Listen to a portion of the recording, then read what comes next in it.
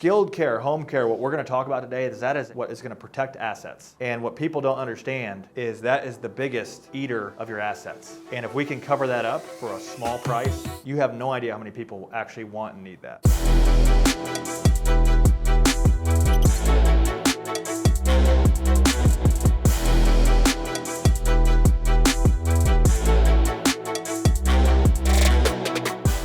That's how we're positioning through there. Next one, pretty self-explanatory. Do you carry life insurance?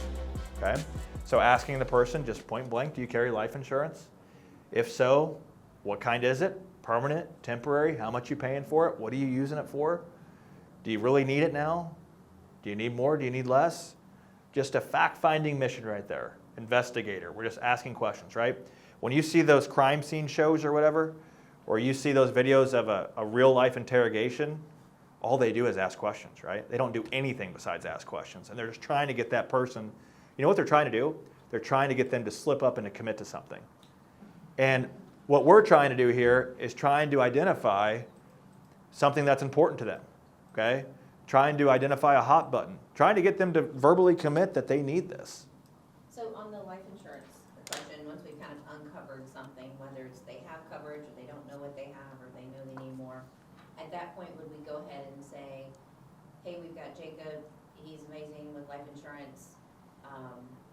Yeah. Or do we wait until the end and then book him? And then that's your recommendation. Yeah, I would take that information here because the next one is going to help you with that question, okay?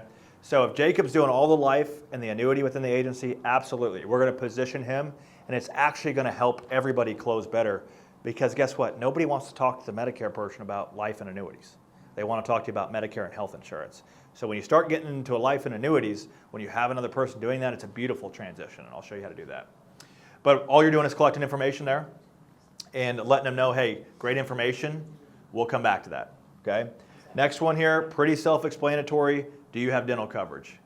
This one I don't spend a lot of time on. People either want it or they don't. And when people don't want it, I'll let them know. So I would say, Clint, do you have dental coverage? He'd say yes or no. I'll say, are you going to need that? Is it going to stay with you when you go into Medicare? He'll say yes or no. If he says no, I'll say, hey, do you have anything coming up the next 12 months dental-wise? What have you used your dental coverage for in the past? Those are some investigator-type questions there, okay? Chase, I'm sorry, Tatum had a question. Yeah, let's hear it. Oh, I mean, like, I thought about we couldn't speak about life or annuity during the Medicare plan.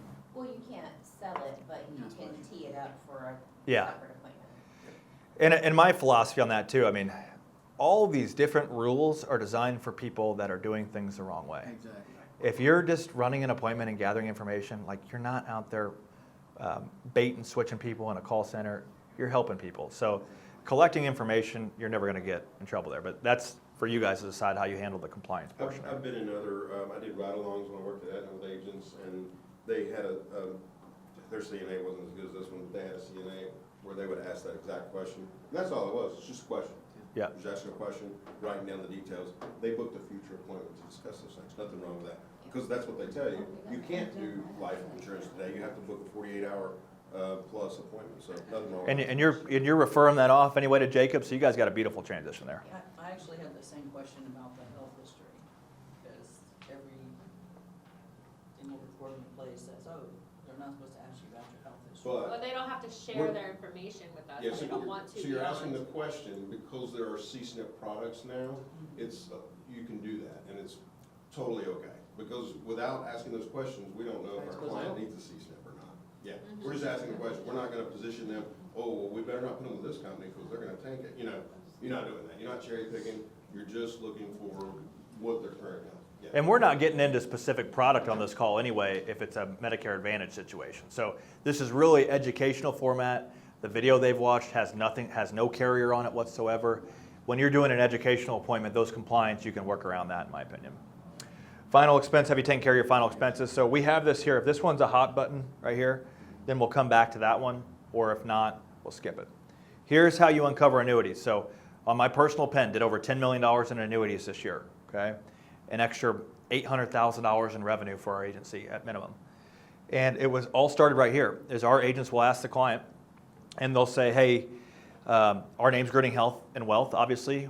A lot of times we see this transition onto Medicare, and with that comes a lot of financial transition.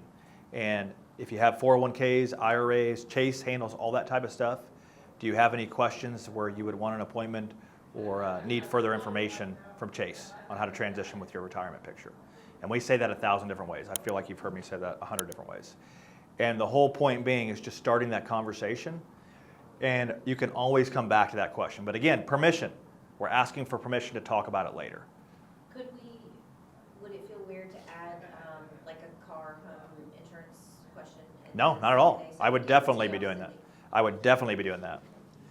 Yeah, that would probably be my last question there is hey, we all insurance for you, we handle the property and casualty too. Would you like me to send you over to that department for a quote at another day? Just yes or no question. Yeah. So that's your client needs assessment. I mean, I've got a lot of information there. And how I'm transitioning, what's my word? Segueing out of that is I'm saying, hey, Brandy, great information here. We're going to circle back to what you came here for, which is the Medicare stuff, and really get into the specifics and a recommendation and get you narrowed down there, okay? So that's how I wrap that up, transition back, okay? With me on that? Uncomfortable, be honest with me. Yeah? Yeah, should be, absolutely should And I be. think it's nice to have you go through it so we can see how you do it, because we were kind of just given them and said, this is what we need to do, Yeah. but trying to figure out our way of going through it. The most important thing today, we have the coach's headset next week. I will literally be teaching you on live appointments. I will be doing that to live people that you'll be able to listen to. Okay. And it's going to be awesome. Okay, we had like 60 agents on it last time. Everybody said it was incredible. I wrote like 10 apps on the spot that day. It was fun. That's great. The second thing is the huddle call. Okay, have to be on the huddle call, and then Travis leads the practice field each week. So you guys are going to have your own unique questions, your own unique struggles. Bring them to the live calls. The best thing, people always ask me, how do I do this? How do I do that? Whatever.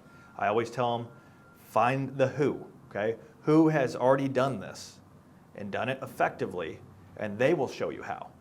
Okay, so myself, Travis, a lot of other people in those calls have already done this 1,000 times. And that's going to be the hardest part is when you leave here is to start implementing this right away and stick with it. Okay? But I'm telling you, just like anything, when you ride a bike, when you go to the gym, when you start a new diet, the first couple of weeks is always the hardest. And then after you get past those first couple of weeks, guess what? It becomes habit, habitual, and it never leaves you.